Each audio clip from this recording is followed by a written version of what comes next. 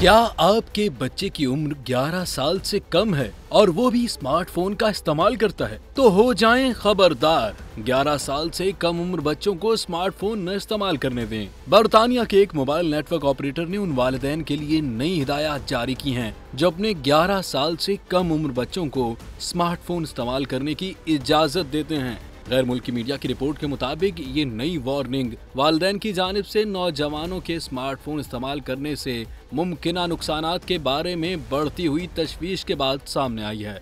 बरतानवी mobile network operator EE ने नई हिदायत में कहा है कि बच्चों को ऐसे फ़ोन दिए जाएं जिनसे वो सिर्फ कॉल और मैसेज कर सकें। नई हिदायत में 16 साल से कम उम्र नौजवानों के मोबाइल में वालिदैन के कंट्रोल की खुसूसियात को फ़ाल करने और 13 साल से कम उम्र बच्चों के लिए सोशल मीडिया पर पाबंदी लगाने की तजवीज़ भी दी गई है।